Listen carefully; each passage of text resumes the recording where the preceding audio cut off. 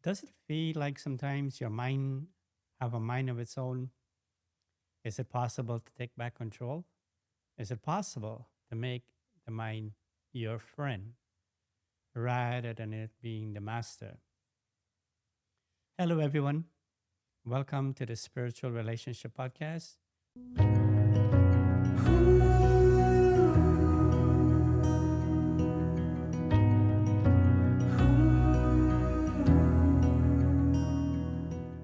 My name is Ken Hanneman, your host.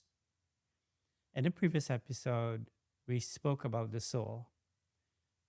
The topic was Who am I? And I said that's the first step in meditation, knowing who you are, the spiritual being that is using the body. So when we speak of the soul, you can't see the soul, but you can understand it, you can experience it. And you can actually say it's something like an intimate sense of self awareness, sort of like an internal sentience. You know that you are alive. I am that I am. The topic today is the mind, and that is to differentiate it from the soul. Some people kind of mix it up. They say the mind is the soul or the soul. But for meditation, it's important to know the soul is you that is observing the mind. Mind functions within consciousness. In the next episode, we'll talk about the intellect. And that also is another function of the soul.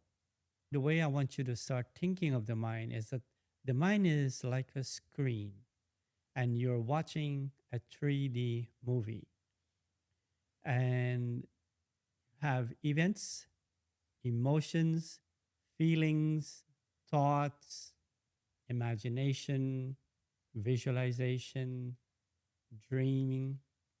These are all functions of the mind.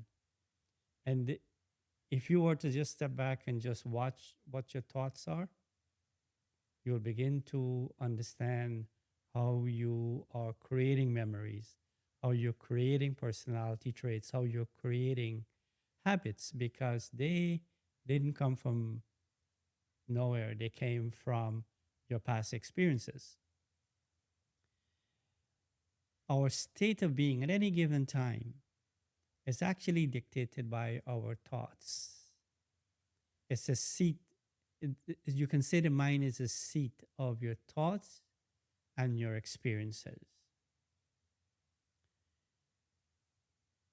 The reason why people would like to do meditation is actually meditation comes from a word, Madonna, that means to heal.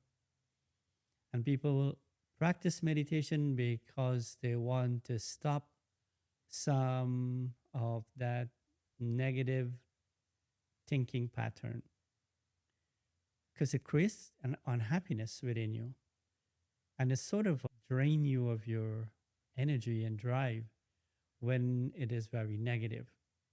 And if you look at mental illness, the underlying factor is fear.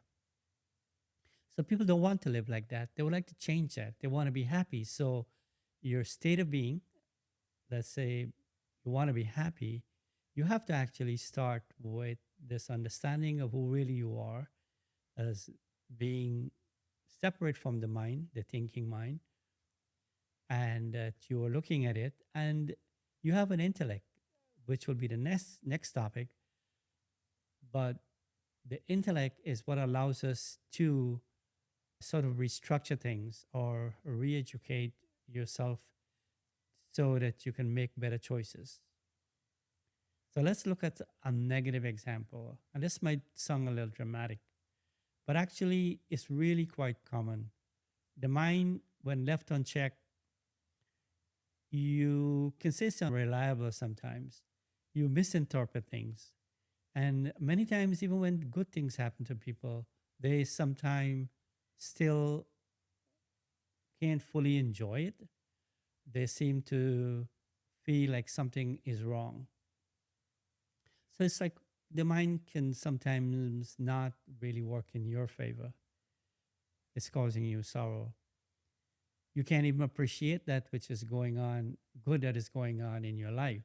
And why is that? Why is the mind working against you?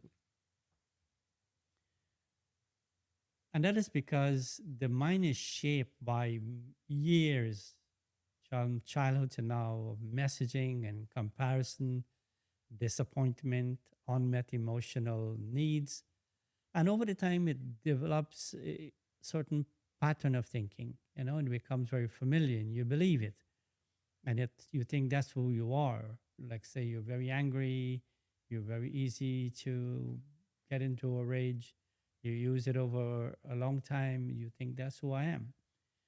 But the thing is that it can also create feelings of low self worth, like a loss of that sense of belonging and your ability to trust yourself. Okay, all of us, right? We'll have negative thoughts sometimes. And like I said, these things are common. But the spiritual problem with that is not so much the negative thoughts, but it's the identification with it, meaning that I believe them. So, an example would be if I think I'm no good, or I'll never measure up, or nobody loves me, and I truly believe that, then it starts to affect the way you behave or you interact with people. So, in meditation, hopefully, you'll be able to see the negative thought, but also understand where it came from and what is the underlying belief system. So, with the knowledge, the spiritual knowledge, slowly you'll be able to stop putting the negative thought into action. You start to question the belief in that assumption, that value. And by doing that, you will regain some control and you will choose a better behavior or a better reaction. Once we start changing something, once we start questioning a belief, we can replace it with something positive, elevated, like spiritual values. We can retrain things or restructure our memory in a way that the thoughts and the feelings are now more positive and creating happiness, peace within you. Like I said, the mind is a source for suffering and also the source for your enlightenment. And on the positive side, the mind is the faculty through which you experience happiness, peace, love, empathy, benevolence, mercy, all these feeling, positive feeling. You also feel that through your mind. So the mind is a very good resource to have. It's a resource that you have. You can't run away from your mind. It is there.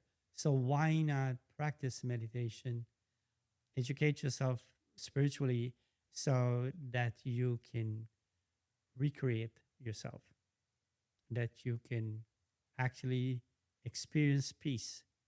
In spite of what is going on around you, you identify with peace rather than the negative stuff. You identify with love. You identify with benevolence. You identify with being caring. Try to understand the laws of karma, and all of these things we will discuss in the class coming up. So, how do we get back control? We have to develop the intellect. We have to sort of realize that we have this ability to analyze, to discriminate, to make choices, to weigh right and wrong, good and bad, what is beneficial, what is not. So that ability to question a thought, to question an emotion or a reaction, that is the intellect. And that is one power that you have under your control. And it's up to you to use your time and to be in the right company and to make time for yourself. Take care of yourself. Don't let your mind take over and run, make you, cause you to experience sorrow. So I will finish the podcast here, and I hope you develop a greater understanding of what the mind is, and in your meditation practice, observing the mind. There are a lot of meditation commentaries that are available online on YouTube that is free. And in the description, you'll see the link to that. So use it. So I will close now. Thank you for listening. And remember that your nature is peace. Protect it. Thank you. Goodbye.